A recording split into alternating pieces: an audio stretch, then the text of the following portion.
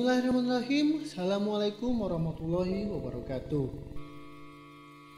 Selamat datang dan terima kasih kepada kawan-kawan peserta Bapak Ibu peserta One Pesantren One Podrak tahun 2021. Perkenalkan, nama saya Muhammad Zidan Zailani.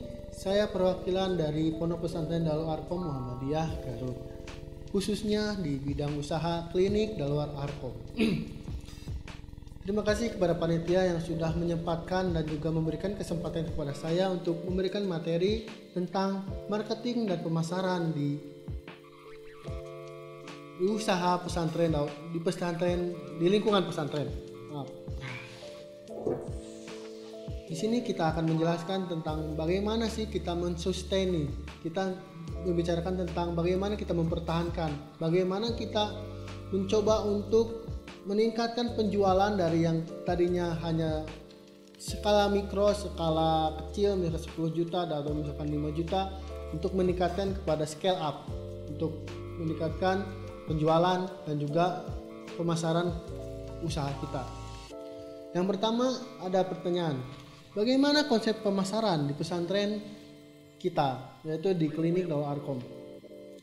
Yang pertama adalah konsep pemasaran di kita adalah konsep jasa pelayanan, yang mana kita akan mengedepankan bagaimana kita mendekatkan kita dengan pelanggan, bagaimana kita mendekatkan hubungan kita kepada pelanggan, bagaimana kita bisa menjadi teman dan bisa menjadi teman dekat kapanpun pelanggan butuh, kapanpun si pelanggan itu butuh kepada kita, maka kita akan selalu ada untuk mereka.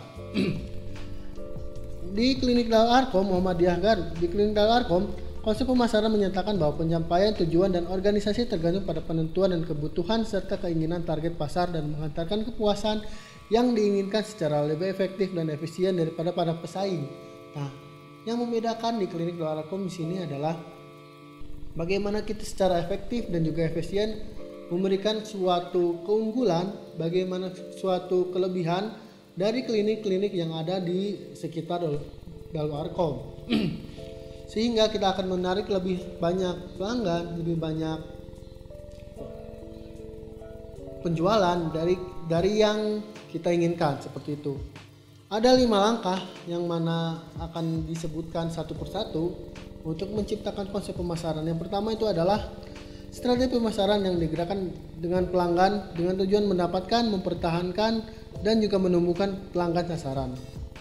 Itu kita dimulai dengan bagaimana kita tidak hanya mendapatkan pelanggan, tidak hanya mendapatkan suatu pembelian, tapi kita bagaimana mempertahankan si pembeli tersebut untuk dapat membeli di produk di kita terus atau menggunakan jasa kita terus. Bagaimana? Itu harus bisa kita dijawantakan dalam strategi pemasaran.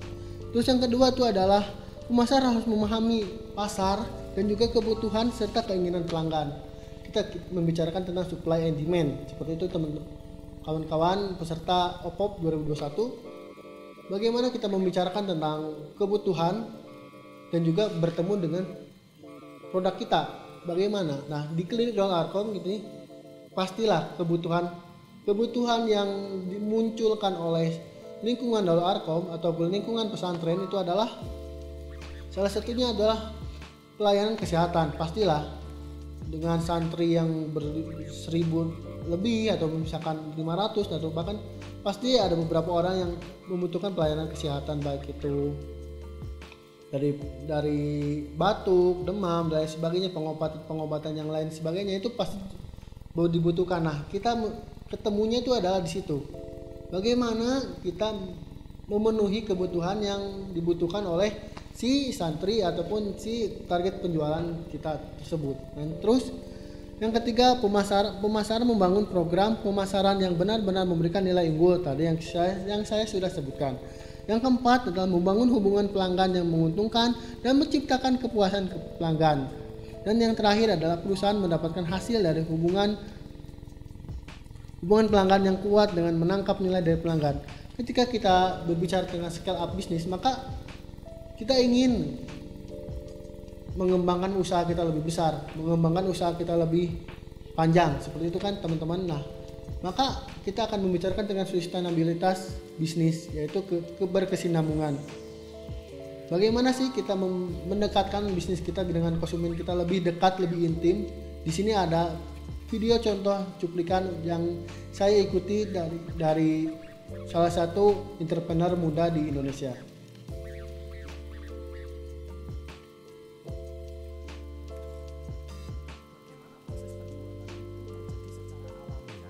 Tanpa ada unsur paksaan, tanpa ada unsur penekanan, tanpa ada unsur Anda seperti sedang menjual sesuatu.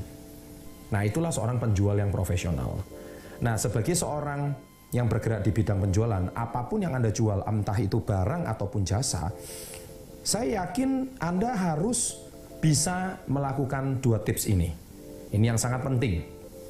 Ya, pastikan kalau Anda sebelum menjual, 83% orang itu terjadi proses transaksi penjualan. Itu karena nomor 1. Tips yang pertama, bagaimana menjual apapun, kapanpun, dimanapun, yaitu pastikan orang itu senang dengan Anda. Ya, pastikan orang itu nyaman dengan Anda.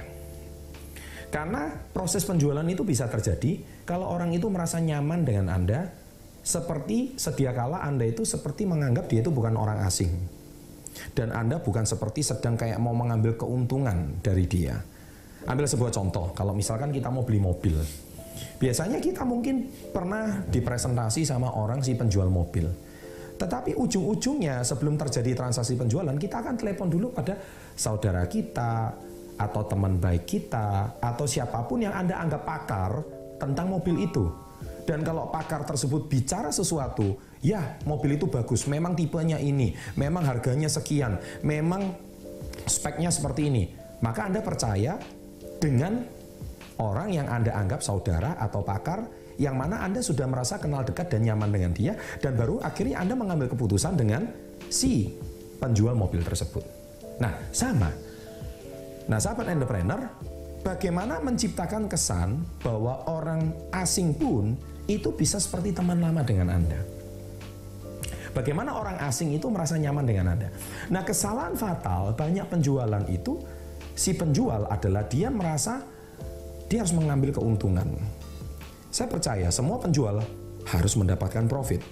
Tetapi cara menjual tersebut yang terkesan tidak profesional, terkesan memaksa, terkesan seperti sedang menekan agar produknya laku, sehingga si pembeli atau konsumen merasa tidak nyaman. Nah, itu bisa kelihatan dengan bagaimana 83% proses penjualan itu bisa terjadi kalau orang itu nyaman dengan Anda. Anda tentu lebih senang membeli dengan orang yang Anda anggap sahabat, orang yang Anda percayai, kebetulan dia memasarkan barang tersebut, daripada Anda membeli dengan orang yang tidak Anda kenal, bukan? Nah, oleh sebab itu, bagaimana Anda bisa menjual kapanpun? Ya, kapanpun itu maksudnya, saya percaya orang itu banyak, dimanapun ada orang. Anda bisa temui di manapun, ya, entah Anda bisa temui kapanpun.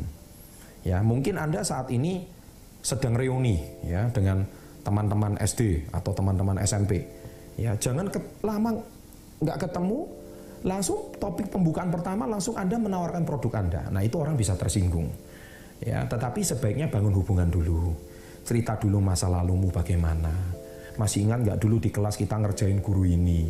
Ya kan? Masih ingat nggak dulu kita main kelereng sama-sama? Ceritakan keindahan-keindahan masa lalu. Sehingga membuat hubungan itu yang kaku, lama tidak bertemu menjadi cair. Kalau hubungan sudah cair, kita sudah ketawa-ketawa, dan akhirnya topiknya menjurus, apa kegiatanmu sekarang? Oh, saya sedang kegiatan di sini. Oh, apa yang Anda jual? Nah, akhirnya blok yang pertama atau tips yang pertama ini yaitu bagaimana orang sudah merasa nyaman dengan Anda sehingga dia yang menawarkan diri untuk mengetahui apa yang Anda jual. Itu akan terjadi. Jadi pastikan sebelum menjual, nomor 1, pastikan orang ini nyaman dengan Anda. Karena saya percaya Anda kalau membeli sesuatu, Anda juga pasti ingin membeli dengan rasa nyaman. Anda tidak mau membeli dengan rasa tertekan, terdesak, apalagi terpaksa. Ya, tetapi kalau Anda membeli itu pastikan Anda mempunyai hubungan relasi yang baik dulu dengan orang-orang yang Anda pasarkan. Nomor 1. Nomor 2, pastikan Anda menciptakan kebutuhan. Ya. Atau orang itu membutuhkan produk Anda. Jadi kalau Anda menjual sesuatu, menawarkan sesuatu, pastikan konsumen itu tepat dan dia membutuhkan produk itu. Ya, tapi ini sekali lagi persentasenya cuma 17%. 83% orang itu nyaman. Kadang kalau dia sudah nyaman, dia tidak butuh pun dia membeli dari Anda. Ya, loh itu luar biasa kalau dia merasa nyaman. Dia merasa tidak butuh, tapi dia merasa nyaman. Tetapi kalau dia merasa nyaman sekaligus butuh, saya yakin konsumen tersebut pasti hampir 99,9% terjadi transaksi.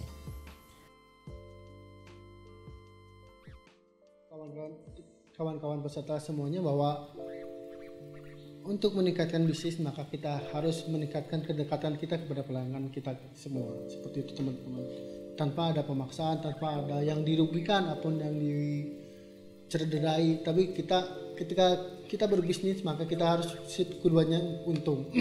Baik dari penjual ataupun dari pembeli, seperti itu teman-teman. Terus yang kedua, inovasi yang dilakukan di pemasaran dan penjualan di pesantren. Di sini kita melakukan inovasi nilai, bahwa sebuah unit usaha itu memiliki ruh untuk menjual itu dimulai dari kata nilai, core value. Yaitu kita dimulai dengan inovasi nilai pelayanan, menciptakan slogan top, tulus, optimal, dan juga profesional sebagai ujung tombak dan penjualan, dan membentuk branding yang kuat di tengah masyarakat. Setelah itu turun ke inovasi produk, yaitu penjewantahan, penjelasan ataupun bentuk dari nilai tersebut adalah KIA dan poligigi yang kita unggulkan masing-masing. Terus yang ketiga, nomor 4, bagaimana sih membangun struktur tim pemasaran yang sangat baik dan kuat? Membangun tim penjualan melibatkan lebih dari sekedar satu orang atau 2 orang, tapi semua orang yang harus terlibat yang ingin klinik Darul Arkom ataupun usaha-usaha Anda ingin maju. Baik itu dari pimpinan, baik itu guru biasa, pembina, musyrif, murabi, dan lain sebagainya, dan bahkan klinik Darul Arkom sendiri pun harus menjadi tim yang sangat kuat. Di sini akan menjelaskan bahwa manajer pemasaran itu terbagi ada 4 unsur. Yang pertama adalah riset pemasaran yang menghasilkan produk, iklan, dan juga penjualan. Nah, produk di sini di klinik Darul Arkom itu ada 4 keunggulannya yang diunggulkan, maaf. Yang pertama adalah KIA, klinik ibu dan anak, lalu kemudian laboratorium, terus yang kemudian ada poligigi, dan juga ada yang terakhir adalah pelayanan poli umum. Lalu kemudian kepada siapa produk-produk ini ataupun layanan-layanan ini kita tawarkan, yaitu kita masuk ke poin penjualan. Yang pertama itu adalah santri. Kita melayani pasti pada intinya itu ada kepada santri yang sakit atau yang membutuhkan konsultasi kesehatan, ataupun membutuhkan poli gigi untuk cabut gigi ataupun untuk tambal gigi dan lain sebagainya, itu sangat umrah. Yang kedua itu civitas pondok itu apalagi, dan yang terakhir di sini masyarakat umum kita melayani dengan setulus hati kebutuhan yang mereka inginkan dari kita. Yang pertama adalah KIA, misalkan ada orang yang ingin melahirkan, ada orang yang ingin senam hamil dan sebagainya, maka kita akan, keunggulan yang kita miliki adalah membangun nilai-nilai Islami pada pelayanan kita. Misalkan ketika senam hamil kita berikan afirmasi yang sangat positif berdasarkan nilai-nilai Islam yang ada, seperti itu teman-teman, kawan-kawan peserta. Nah, yang komponen yang ketiga itu adalah iklan. Bagaimana kita mengiklankan suatu produk, bagaimana kita mengiklankan khususnya untuk bidang jasa pelayanan kesehatan, untuk mengiklankan produk kita bagaimana, karena kadang-kadang kita bingung bagaimana sih mengiklankan suatu produk, bagaimana sih kita mengiklankan pelayanan jasa kesehatan tanpa mencederai etika yang ada, etika kesehatan yang ada. Solusinya adalah satu, adalah melakukan edukasi kepada masyarakat umum, karena itu yang ada, menjelaskan kepada kita bahwa dengan edukasi kita menjalankan 2 tugas sekaligus. Yang pertama itu adalah yang jelas lah mengedukasi masyarakat umum mengenai kesehatan. Terus yang kedua, ketika kita ada klinik, ketika kita ada usaha yang kita jalankan, maka masyarakat umum akan tahu, oh yang memberikan edukasi itu ini dan dia tuh punya usaha ini. Dokter itu punya usaha ini, sehingga otomatis ketika edukasi kita sangat bagus, ketika edukasi kita sangat menarik, maka edukasi kita akan menjadi pemasaran bagi kita dan juga bagi usaha kita. Seperti yang dikatakan oleh cuplikan pada kali ini, dan juga saya akan memberikan contoh bagaimana kita membuat video edukasi di klinik Dawaarku Muhammadiyah dari Garut.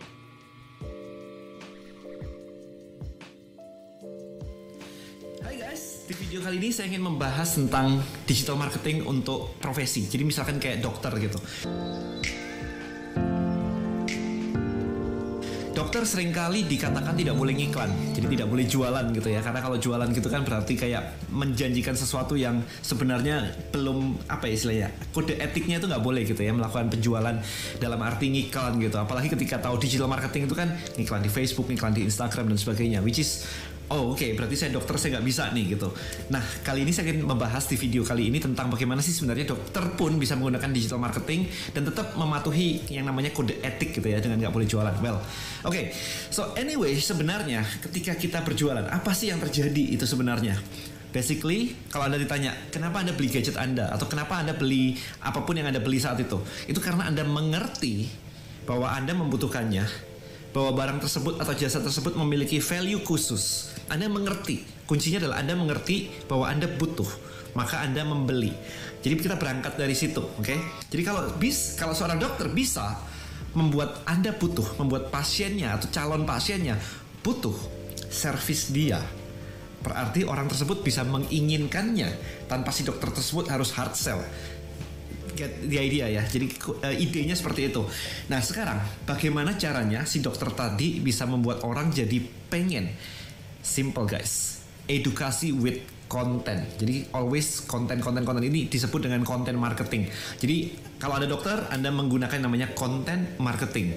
Nah simply said, sebenarnya iklan pun isinya juga edukasi. Anda menjelaskan sebuah konsep yang Anda miliki atau sebuah skill atau knowledge, misalkan apa ya, bagaimana caranya gigi Anda menjadi lebih putih kayak, atau apapun lah itu gitu ya, apapun yang ditawarkan si dokter tersebut.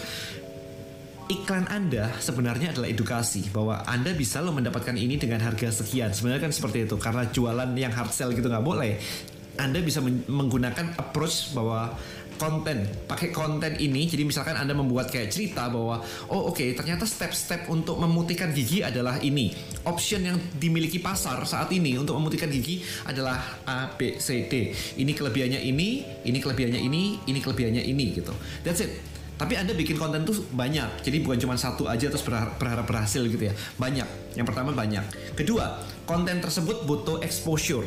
Jadi sama aja, Anda bikin satu konten, kalau Anda nggak pernah main sosial media dan sebagainya, follower Anda masih dikit banget, ya Anda nggak bakal bisa menggunakan konten ini untuk jualan. Follower Anda nggak ada gitu, Anda baru pakai Instagram dan follower Anda mungkin baru teman-teman Anda 10 orang gitu. Ya nggak bisa. So what you need to do adalah memang iklan. Tapi yang diiklankan bukan jualannya. Remember, iklan bukan berarti jualan, iklan berarti jangkauan, reach.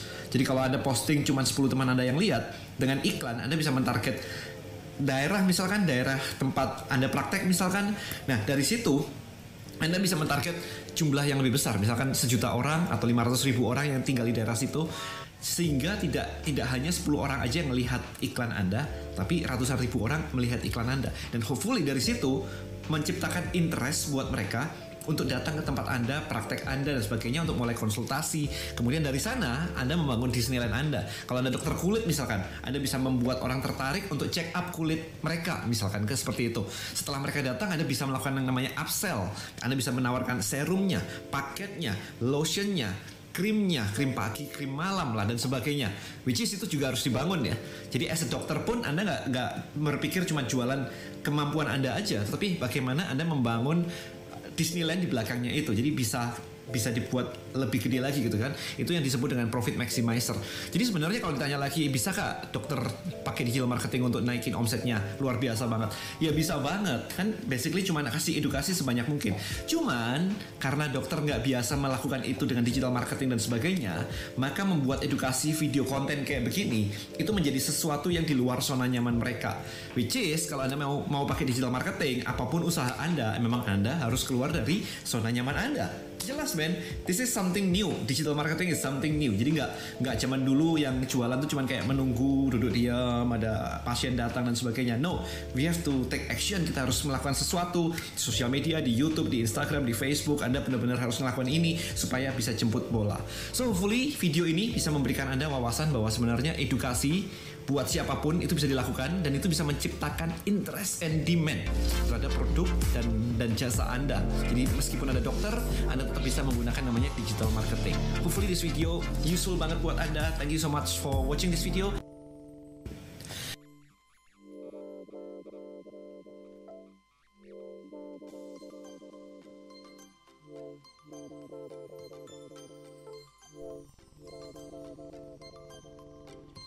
Nah, cara mencuci tangan yang benar itu bisa dilakukan dengan dua cara. Yang pertama yaitu mencuci tangan dengan air mengalir dengan menggunakan sabun. Nah, itu bisa dilakukan selama 30 sampai 60 detik. Kemudian, yang kedua bisa juga dengan menggunakan hand sanitizer. Nah, kalau menggunakan hand sanitizer 20 sampai 30 detik. Nah, kapan aja sih kita harus mencuci tangan? Nah, yang pertama itu kalau kita mau makan, itu harus selalu mencuci tangan sebelum makan dan sesudah makan. Kemudian yang kedua adalah setelah batuk atau bersin. Kemudian yang ketiga setelah dari toilet. Yang keempat, kalau teman-teman habis bermain terus masuk rumah, nah itu juga harus cuci tangan. Kemudian yang terakhir yaitu setelah misal kalian punya hewan peliharaan, nah itu setelah memegang hewan peliharaan kita harus mencuci tangan. Nah, sekarang kita akan langkah-langkah mencuci tangan yang baik dan benar menurut WHO. Itu ada 6 langkah. Nah, kita akan mempraktekkan, nanti di depan akan mempraktekkan cara mencuci tangan. Yang pertama itu sebenarnya sih cara mencuci tangan baik dengan sabun dan air mengalir, kemudian dengan hand sanitizer, prinsipnya sama aja ya. Nanti kita juga akan mengilustrasikan bagaimana pentingnya mencuci tangan memakai sabun. Nah, yang pertama nanti akan saya ajak teman-teman untuk melihat bagaimana caranya mencuci tangan yang baik dan benar. Dan yang kedua nanti kita akan belajar apa sih pentingnya mencuci tangan memakai sabun. Yuk kita sama-sama lihat ya. Nah, teman-teman, kita akan belajar bersama tentang 6 langkah mencuci tangan ya. Yang pertama, basahkan tangan dulu.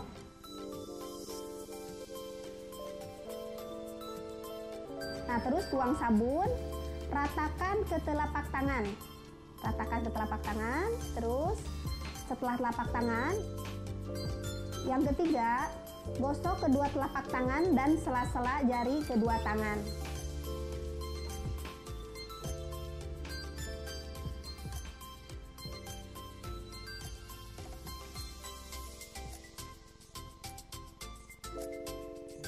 Yang keempat, gosok punggung jari tangan dengan tangan saling mengunci.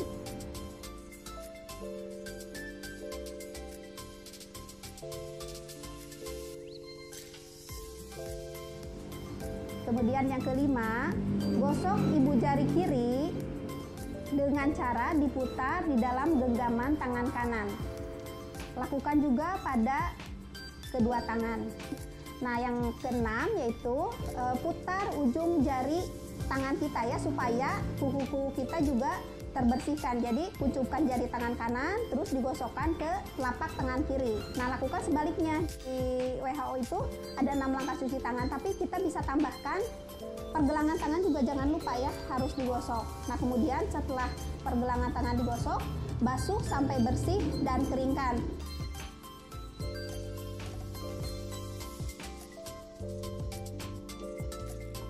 Nah, teman-teman, kalau misalkan susah diingat ya, kita punya rumusnya, yaitu tepung, selaci, put. Yang pertama te itu telapak tangan. Jadi kita mencuci telapak tangan. Pung yaitu punggung tangan.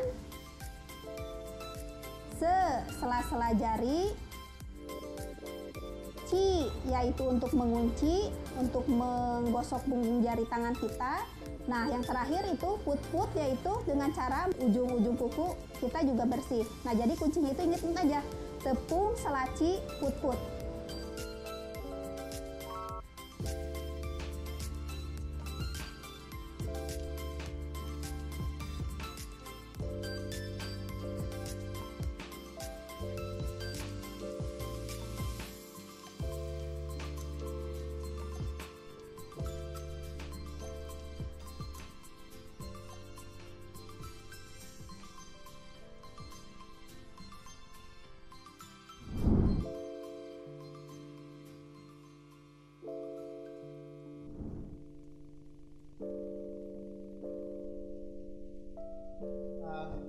Kita sudah lihat bagaimana sih kita meningkatkan penjualan, bagaimana sih kita meningkatkan pasar kita, meningkatkan pelanggan kita dengan cara beriklan.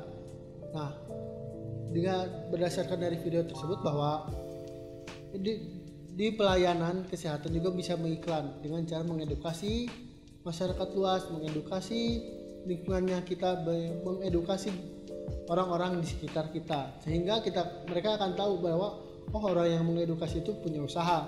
Mana usahanya? Ini klinik Darul Arkom ataupun usaha-usaha yang lain. Seperti itu teman-teman. Terus yang berikutnya, pertanyaan berikutnya, apa keunggulan dari klinik Darul Arkom? Yang pertama itu adalah sinergitas, integrasi dari setiap produk, dari setiap layanan yang telah kita lakukan. Yang pertama adalah KIA. Klinik dan anak itu tidak mungkin hanya untuk klinik dan ibu dan anak saja. Pasti membutuhkan obat, pasti membutuhkan laboratorium, pasti membutuhkan poli gigi untuk mengecek kesehatan dan gigi dari ibu yang terkait. Sehingga ketika kita masuk ke klinik Darul Arkom, maka kita tidak akan perlu untuk berkunjung ke klinik-klinik lain ketika kita dalam keadaan sehat dan tidak memerlukan tindakan lanjutan seperti ke rumah sakit lainnya, seperti itu teman-teman. Sehingga ketika kita ke poli gigi membutuhkan obat, maka bisa obatnya tersedia di apoteker di klinik Darul Arkom. Ketika kita memerlukan obat biasa, bukan obat demam, obat sakit tenggorokan, obat lainnya sebagainya, maka kita bisa langsung ke apoteker Darul Arkom. Dan ataupun misalkan kita butuh lab untuk pengecekan sekarang ya lagi rame lagi COVID-19, atau misalkan cek gula darah, kolesterol, asam urat dan sebagainya, maka cukup ke laboratorium klinik Darul Arkom. Sehingga all in one, semua pelayanan insya Allah kita bisa lakukan seperti itu teman-teman. Itu keunggulan dari klinik Darul Arkom. Terus yang target apa? Targetnya apa? Targetnya siapa ya? Tadi saya jelaskan bahwa target penjualan dari klinik Darul Arkom itu ada 3 yang sangat jelas, yaitu yang pertama santri, yang kedua adalah civitas akademika, yang ketiga adalah masyarakat umum. Terus yang pertanyaan nomor 7, bagaimana sih program baurannya? Program dari produk, price, place, promotion, dan people. Untuk produk itu sendiri adalah kita memperhatikan bagaimana sih pelayanan-pelayanan yang telah kita lakukan itu berjalan dengan baik apa tidak gitu. Misalkan ketika kita ada beberapa produk yang sepi ataupun ada pelayanan yang mungkin tidak banyak pengunjungnya, maka akan kita evaluasi bagaimana caranya untuk meningkatkan si strategi penjualan dari pelayanan tersebut. Yang kedua, harga. Nah, harga di sini kita menyesuaikan dengan kemampuan dari masyarakat umum dan juga harga-harga yang telah diberikan oleh santri dan juga civitas pondok. Kebetulan di Garut, di tempat pondok pesantren Darul Arkom ada itu memiliki UMR yang masih sangat rendah, masih rendah lah, sehingga kita akan menyesuaikan harga-harga yang kita berikan kepada pelayanan kepada masyarakat luas. Terus yang ketiga, place. Nah, kebetulan kita memiliki keunggulan di place ini, atau yang pertama adalah kita berada di lingkungan yang homogen, bahwa kita memiliki kepemahaman yang sama, arti sama, dan juga memiliki ideologi yang sama, yaitu Islam dan juga Pancasila. Sehingga ketika kita memberikan pelayanan kepada masyarakat umum atau santri dan lain sebagainya, maka kita tidak akan kesulitan untuk memberikan pelayanan secara maksimal. Terus yang 4, promosi tadi yang sudah saya jelaskan. Yang terakhir adalah people, bagaimana si pemberi jasa berfungsi sebagai penyedia jasa yang dapat mempunyai kualitas jasa yang diberikan. Terus yang nomor 8 apa pertanyaannya? Penjualan di pesantren, bagaimana sih penjualan itu?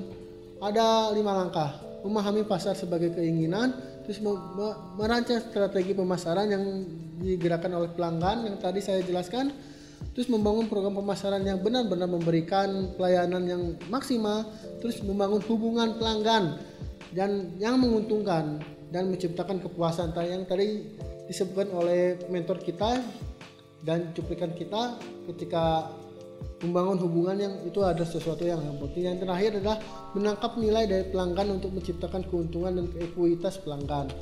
Nah, masukan-masukan misalkan keadaan-keadaan pelanggan yang kita hadapi itu harus juga diperhatikan. Misalkan oh ini lagi sedih, oh ini lagi mungkin kebutuhannya lebih, maka kita harus perhatikan sehingga terjadilah ekuitas pelanggan, terjadilah kepuasan dari pelanggan tersebut. Seperti itu teman-teman.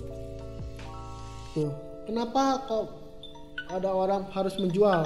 Kenapa kok orang-orang harus bisa memiliki kemampuan menjual? Yaitu karena sebagai penggerak, sebagai roda penggerak dari usaha yang kita jalani, terutama klinik Alkom, kita harus memiliki self branding yang sangat kuat dan juga memiliki loyalitas terhadap usaha itu sendiri. Karena ketika kita berbicara tentang scale up, maka kita akan berbicara tentang bagaimana kita untuk meningkatkan meningkatkan penghasilan, meningkatkan pemasaran, meningkatkan daya saing dan meningkatkan kualitas dari usaha itu sendiri gitu. Sehingga akan dibutuhkan upgrading dari si people tersebut. Nah untuk itu nomor 10 ada pertanyaan, siapa yang memiliki kemampuan? Semuanya, semua komponen, semua yang terlibat dari usaha Darul Arkom Muhammadiyah ataupun usaha pondok pesantren yang Anda jalankan, termasuk klinik Darul Arkom. Tidak hanya klinik Darul Arkom saja yang memerlukan atau melakukan si penjualan tersebut, tapi dari santrinya, dari civitas akademiknya itu harus melakukan si penjualan tersebut. Lalu kemudian nomor 11, bagaimana pesantren menjual kepada konsumen? Nah, menjual itu dengan nilai. Apa nilainya? Itu adalah yang kita ciptakan adalah ada slogan yang disebut top, tulus, optimal, dan profesional. Nah, sehingga ketika kita akan menjual sesuatu produk, maka kita akan harus ingat bahwa kita harus melakukan hal tersebut dengan tulus, melakukan hal tersebut dengan optimal, dan juga menjaga profesionalitas dari pelayanan tersebut. Sehingga ketika kita akan menjual itu tidak sembarangan menjual, tidak sembarangan mendapatkan untung, tapi kita harus juga memperhatikan nilai yang telah kita ciptakan sendiri.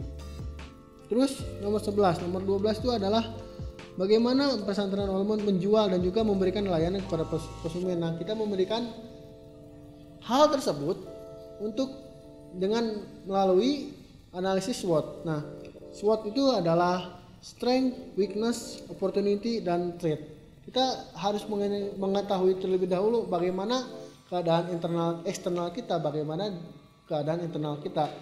Yang poin pertama, strength. Kekuatan kita itu apa? Kekuatan klinik Darul Arkom adalah memiliki nilai Islami, memiliki lingkungan yang homogen, dan juga memiliki daya saing yang sangat tinggi di antara klinik-klinik yang lain. Terus yang kedua, weakness yang dipunyai oleh klinik Darul Arkom itu adalah media promosi dan juga branding yang masih kurang, dan juga anggapan bahwa klinik Darul Arkom itu hanya untuk santri saja, seperti itu. Terus yang ketiga, opportunity, peluang. Nah, bentukan klinik-klinik di pesantren khususnya di Garut itu masih sangat minim, karena kebanyakan masih berbentuk poskestren, masih berbentuk berbagai pengobatan, sehingga klinik Darul Arkom adalah sebagai usaha yang didirikan oleh Darul Arkom Muhammadiyah daerah Garut, melihat peluang ini dan juga langsung membentuk klinik Darul Arkom. Dan yang terakhir ada ancaman, dan ancaman di sini biasa dari klinik-klinik yang sudah berdiri sebelum adanya klinik Darul Arkom, sehingga kita harus memunculkan daya saing yang sangat tinggi dan yang sangat unggul. Nah, seperti itu. Terus kemudian permasalahan yang dihadapi dan juga tips bagaimana sih untuk menghadapi masalah di klinik Darul Arkom. Pada umumnya di usaha-usaha yang dijalankan oleh pondok pesantren. Yang pertama itu adalah tadi yang saya sebutkan bahwa branding yang serta pengetahuan masyarakat perihal klinik Darul Arkom masih hanya terkhusus untuk santri saja, sehingga masyarakat umum masih belum tahu bagaimana mereka bisa berobat di klinik Darul Arkom, dan juga masalah ini diselesaikan dan juga diaplikasikan dan juga diminimalisir dengan strategi marketing yang sangat baik dan sangat matang yang telah dilakukan oleh tim klinik Darul Arkom Muhammadiyah daerah Garut, seperti promosi di IG, membuat spanduk, terus kemudian memberikan promosi-promosi, misalkan ketika menggunakan pelayanan klinik ibu dan anak, maka kita akan gratis laboratorium, cek gula darah dan lain sebagainya. Seperti itu kawan-kawan, mungkin cukup sekian yang saya sampaikan. Mohon maaf apabila ada kesalahan. Sebelum kita mengakhiri video ini, maka ada sedikit cuplikan bahwa bagaimana sih kita menjual produk itu dengan sangat simpel, bagaimana sih kita menjual pelayanan kita dengan simpel dan juga dengan kepada orang yang tepat.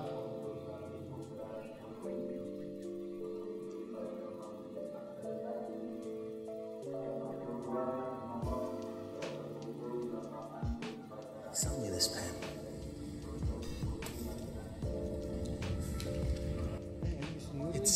It's a amazing pen. For professionals. Brad, show him how it's done. Boom. Sell me that pen. Watch. Go on. Let me sell this fucking pen. That's my boy right there. This pen. Fucking sell anything. Why don't you do me a favor? Write your name down on that napkin for me. I don't have a pen. Exactly. Supply and demand. Kesimpulan dari video tersebut adalah bagaimana sih kita sesimpel mungkin mengetahui kebutuhan dari pelanggan kita, seperti itu teman-teman, sehingga kita akan menciptakan kebutuhan yang sangat dibutuhkan oleh si pelanggan tersebut, sehingga dengan mudahnya kita bisa menjual barang tersebut yang dibutuhkan oleh si pelanggan tersebut. Mungkin cukup sekian yang saya sampaikan. Mohon maaf apabila ada kesalahan. Nasrun minallah wa fathul qarib wa basyiril mu'minin. Assalamualaikum warahmatullahi wabarakatuh.